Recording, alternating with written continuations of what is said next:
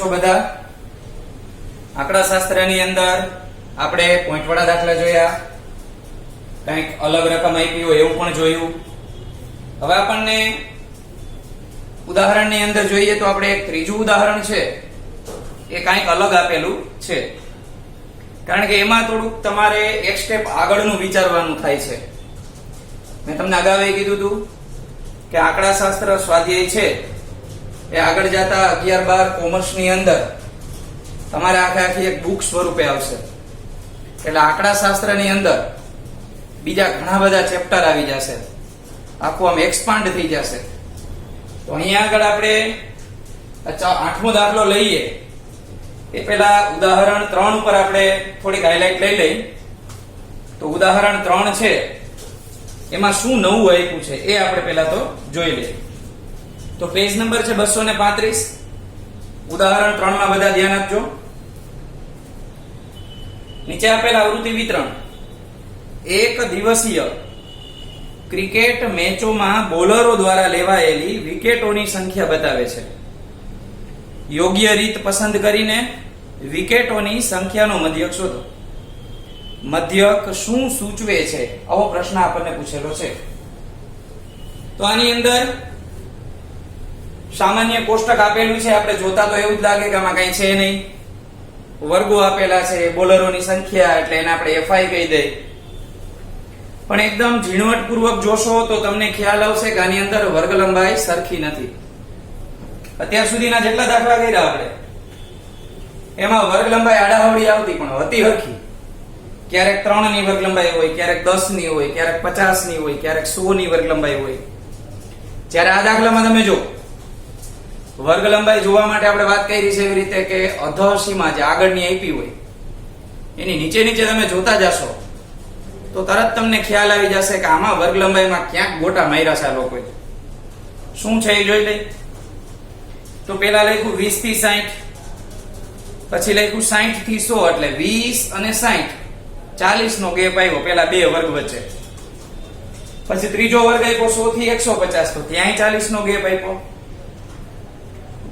પછીનો વર્ગ તમે જોશો ને તો 150 થી 200 આપ્યા, સોરી 150 થી 250, એટલે 100 માંથી ડાયરેક્ટ 150 થઈ ગયા. અત્યાર સુધી 40 વધતા હતા.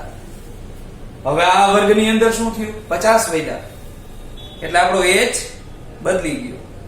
પછીનો વર્ગ જોશો તો 250 થી 350, હવે ડાયરેક્ટ કૂદકો મારીને ક્યાં પહોંચી ગયા? 100.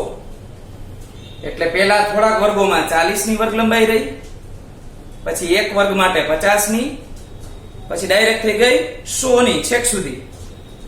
તો આવું થાય જ્યારે વર્ગ લંબાઈ બદલતી રહેશે ત્યારે આપણે શું કરવું? તો અહીંયા આપણને જે રીત આપી છે એના કરતા પણ થોડીક સહેલી રીત કહું તમને હું. અહીંયા શું કર્યું છે એની પહેલા વાત કરી લઈએ. તો દાખલાની અંદર સામાન્ય દાખલો હોય ને એવી રીતે જો 3 ખાના તો તમને ખ્યાલ આવી ગયા હશે કે મધ્ય કિંમત સહિત એને કર્યું છે. મધ્ય કિંમતમાં એકો એકની ગણતરી કરવી પડશે. અગાઉ આપણે એવું કરતા હતા કે 20 નો ગેપ હોય તો 20 વધારતા જાય, બધાની મધ્ય કિંમત મેળવતા નહોતા, સીધા 20 પ્લસ કરીને જવા દેતા હતા. હવે આમાં એવું નહીં થાય, કારણ કે વર્ગ લંબાઈ તો સમાન નથી, એટલે આપણે દરેકની મધ્ય કિંમત છે એ મેળવવી પડે. તો ચાલો 3 ખાના થઈ ગયા. ચોથું ખાનું એને બનાવ્યું છે di xi minus a. a તરીકે 200 લીધા છે. હવે di નું ખાનું બનાવ્યું તોય પછી પાછું એને ui નું ખાનું બનાવ્યું. હવે ui નું ખાનું એનું હેડિંગ શું થાય? xi minus a છેદમાં h. તો એને જે xi નો જવાબ મળ્યો તો બાજુમાં 160, એને h વર્ગ લંબાઈ 20 સાથે ભાગાકાર કર્યો છે. તો તમને એમ થાય કે આ 20 વળી ક્યાંથી આવી ઉડતી? આમાં તો સરે હમણાં કીધું એ મુજબ 40 ની વર્ગ લંબાઈ છે, 50 ની છે, અને છેલ્લે 100 ની વર્ગ લંબાઈ થઈ જાય છે. તો 20 કેવી રીતે આવી ગયા? તો એના માટે એને નીચે u બાર મેળવેલો છે અને એની અંદર એપ્રોક્સિમેટ કિંમત એને 45 મળેલી છે.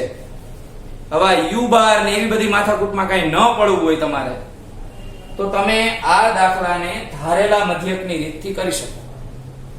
ધારેલા મધ્યકની રીતનું સૂત્ર પણ બધાને આવડે જ છે. ui ને એવું કઈ લેવાનું થાય નહીં. di મૂકી અને FIDL વાળું સૂત્ર ચાલે. તો મુખ્ય વસ્તુ એક આ જ જોવાની હતી આપણે કે આ એક દાખલો એવો છે કે જેની અંદર વર્ગ લંબાઈ વધારે આપેલી અલગ અલગ આમ ટૂંકમાં એક સ્થિર નથી રહેતી, વધે છે, તો એવા વખતે તમે ધારેલા મધ્યકની રીતનો ઉપયોગ કરી શકો. દાખલો થઈ જાય એવો જ છે. એટલે ઉદાહરણ 3 આપણે તમારા ઉપર રાખીએ, જાતે કરવાનું છે અને પાછળ એનો જવાબ આપેલો છે. કારણ કે આપણને એક પ્રશ્ન પૂછ્યો છે કે આમાં ક્રિકેટની અંદર કઈ માહિતી શું સૂચવે છે મધ્યક. તેના જવાબમાં પાછળ લખેલું છે કે વિકેટ આટલી લેવામાં આવી ને 45 સરેરાશ બોલ છે ને એવું બધું ડિટેલમાં આપણે 2 લીટીનો જવાબ લખી નાખવાનો. તો આપણે આપણા 14.1 ના દાખલામાં આગળ વધીએ તો દાખલા નંબર 8. તો 8મો દાખલો સૌથી પહેલા આપણે એની રકમ લખી નાખીએ. 237 પેજ નંબર ઉપર છે 8મો દાખલો. એક વર્ગની સમગ્ર સત્રની 40 વિદ્યાર્થીઓની ગેરહાજરીની યાદી વર્ગ શિક્ષક પાસે છે.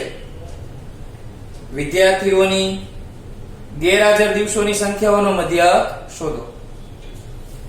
તો આપણે મધ્યક કઈ કઈ જગ્યાએ ઉપયોગમાં આવે ને એ બધી આવી દાખલાઓની રકમ ઉપરથી ખબર પડે. તો પેલું હેડિંગ આપણે લખીએ ગેરહાજર દિવસોની સંખ્યા. ગેરહાજર દિવસોની સંખ્યા, જેને આપણે XI કહીએ છીએ. પછી છે વિદ્યાર્થીઓની સંખ્યા. આપણે લખીએ વિદ્યાર્થીઓની સંખ્યા, એને આપણે FI કહીએ છીએ. કોષ્ટક આપણે એનું તૈયાર કરીએ. આની પણ વર્ગ લંબાઈ આપણે જોઈ લઈએ, કારણ કે એક ઉદાહરણ આવ્યું તો એવું બને કે હવે દાખલાની અંદર પણ ક્યાંક આપણને વર્ગ લંબાઈ આડાહવડી આપે. તો 0 થી 6, પછી 6 થી 10, 10 થી 14, પછી 14 થી 20, 20 થી 28, 28 થી 38 અને 38 થી 40. તો અહીંયા આગળ તમારી પાસે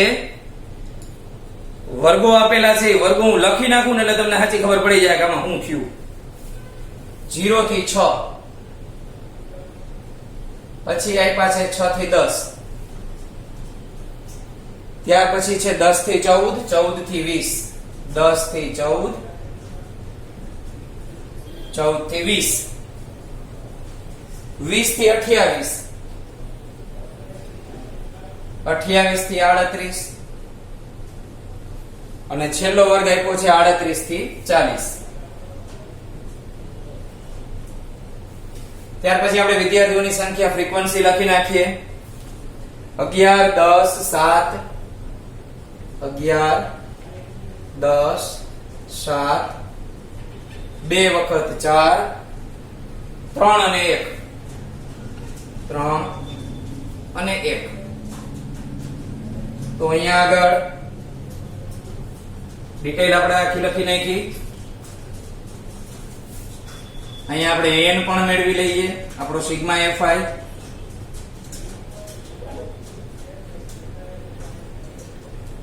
તો સિગ્મા FI 3 ને 1 4, 4 8 ને 4 12, 12 ને 7 19, 29 30 અને 1 40. હવે આપણે વર્ગ લંબાઈની વાત કરતા હતા તો જોઈ લઈ તો વર્ગ લંબાઈમાં શું કર્યું છે.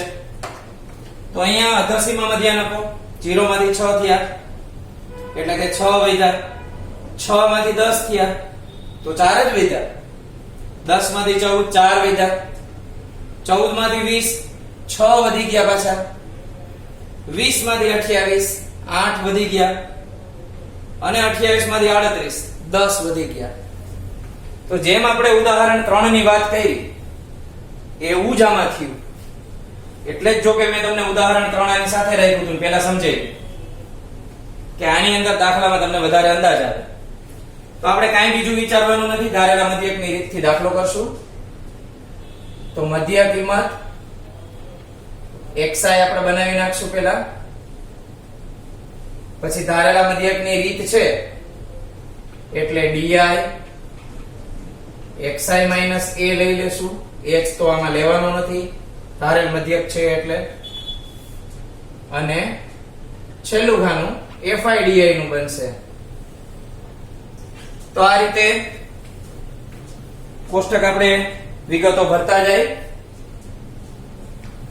0 અને 6 એટલે 6 થશે, એના અડધા કરીએ એટલે 3 મળે. 6 અને 10 16 થશે, 16 ના અડધા કરીએ એટલે 8 મળે.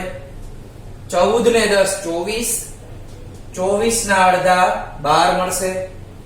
14 અને 24 એટલે થશે 34, એના અડધા કરવાથી 17 મળશે. 17 બે 34 થશે. 28 અને 20 એટલે 48, એમાં 24 મળશે. 24 બે 48 થાય. 38 અને 28 એટલે 8 ને 8 16, અને અહીંયા આવશે 6 એટલે કે 66. 66 ના અડધા 33 થશે. 40 અને 38 એટલે 78 મળે. તો 78 ના આપણે અડધા કરીએ 2 3 6 અને 2 9 18 તો 39 આપણને મળે. જો આ નાના નાના ભાગાકાર કરવાનું કારણ એ છે કે આપણે ક્યારેક ઓવર કોન્ફિડન્સ ની અંદર ક્યાંક ખોટું કરી બેસીએ છીએ. તો આના માટે આપણે 2-4 સેકન્ડ બગાડવી ખોટી ન કહેવાય, ઓલો આખો દાખલો ખોટો પડે. હવે અહીંયા આપણે કઈ સરવાળો કરવાનો નથી એટલે આને આપણે ડેશ કરી દઈએ. એક સંખ્યા ધારણા કરી લઈએ a તરીકે. તો અહીંયા 3 પ્રાપ્તાંકો છે, અહીંયા 3 છે, તો આપણે વચ્ચેની સંખ્યાને a તરીકે લઈ લઈએ. એની સામે 0 આવે એ આપણને ખબર છે, એમાં કાંઈ ફેર ન થાય, ગમે તે રીત હોય. હવે આપણે એકે એક ની બાદબાકી કરવી પડશે કારણ કે હેડિંગ છે xi માઈનસ a. તો 3 માંથી 17 બાદ કરીએ એટલે 17 માંથી 3 કાઢી નખાય તો 14 મળે, જે આપણે માઈનસ મળશે. 8 માંથી 17 કાઢીએ તો માઈનસ 9 મળે. 12 માંથી 17 કાઢવાથી માઈનસ 5 થશે. 24 માંથી 17 કાઢવાથી તો આપણી પાસે 7 મળશે પ્લસ માં. 33 માંથી આપણે 17 બાદ કરીએ તો 13 માંથી 7 જાય તો 6 વધે. અહીંયા 2 વધ્યા હોય, 2 માંથી 1 જાય તો 1 વધશે. બાદબાકી મોઢે નો આવડે તો કરી લેવાની રફમાં. 39 માંથી આપણે 17 કાઢશું. 9 માંથી 7 જાય તો 2 વધે. 3 માંથી 1 જશે તો 2 વધશે. આનો કઈ સરવાળો કે બાદબાકી હોય નહીં. FIDI ગુણાકાર કરવાનો છે તો 14 અને 11 નો ગુણાકાર કરવાનો છે. 14 10 140 અને 14 એકા 14 154 મળે માઈનસ માં. આ એક પદ માઈનસ છે એટલે આપણું પદ માઈનસ થઈ જાય. 10 ગુણ્યા 9 એટલે 90 થશે. 7 ગુણ્યા 5 એટલે 35. 4 ગુણ્યા 0 એટલે 0. 4 ગુણ્યા 7 એટલે 28. 16 ગુણ્યા 3 એટલે 48. 22 ગુણ્યા 1 એટલે 22. અહીંયા આગળ આપણે સિગ્મા fi મેળવશું. પ્લસ અને માઈનસ આપણે જોઈ લઈએ. તો અહીંયા હું માઈનસ નો સરવાળો કરું છું. ઘણા આમાં કન્ફ્યુઝ થાય છે, હું બોલ્યો નથી અગાઉ, પણ એમાં જેટલા માઈનસ હોય ને બધાનો સરવાળો જ કરવાનો, કોઈની બાદબાકી કરવાની નથી. પછી આગળ માઈનસ ની નિશાની મૂકી દેવાની. જો અહીં 3 આંક છે આપણી પાસે, 4 હોય 5 હોય 6 હોય, ગમે એટલા હોય, જેટલા માઈનસ હોય બધાયનો કરો સરવાળો, માઈનસ ની નિશાની આપી દેવાની. આ રીતે 5 ને 4 9, 9 ને 3 11, 10 11 ને 12, 12 ને 5 17, વધી ચડી 1, 279 મળ્યા માઈનસ માં. અહીંયા હું જોઈ લઉં પ્લસ માં. 8 ને 8 16, 16 ને 2 18 નો આટલો વધી 1, 2 ને 1 3, 3 ને 4 7, 7 ને 2 9, તો 98 મળ્યા પ્લસમાં. તો આપણે મોટી સંખ્યાને ઉપર લખીએ પહેલા 279 ને, તો -279, એમાંથી આપણે +98 કાઢવાના છે. 9 માંથી 8 જાય તો 1, 7 માંથી 9 ન જાય, તો અહીંયા આગળ આપણે 18 મળે ટોટલ. 18 ને 9 27, એટલે 181 થયા. હવે મોટા પદની નિશાની, મોટું પદ 279, એટલે આપણે અહીંયા માઈનસ કરવા પડે. 181 આપણને માઈનસમાં મળ્યા. તો કોષ્ટકની અંદર આપણે 5 ખાના કમ્પ્લીટ કર્યા. હવે આ 5 ખાના ઉપરથી એની વિગતો લખીએ આપણે. તો વિગતની અંદર જોઈએ તો એ આપણી પાસે કેટલો છે 17. n ની કિંમત જોઈએ તો 40 છે. સિગ્મા fi di, અહીંયા આપણે ui લખી નાખ્યું છે, એને di કરવું પડશે કારણ કે આ તો ધારેલા મધ્યકની રીત છે. -181, આની અંદર ભાગાકાર પણ આપણે મોટો કરવો પડશે. h આપણે કઈ લખવાનો નથી કારણ કે ધારેલ મધ્યકની રીતમાં h આવે નહીં. x બાર બરાબર a plus sigma fi di છેદમાં n. a ની કિંમત આપણી પાસે છે 17. સિગ્મા fi di ની કિંમત છે -181, એના છેદમાં આપણી પાસે છે 40.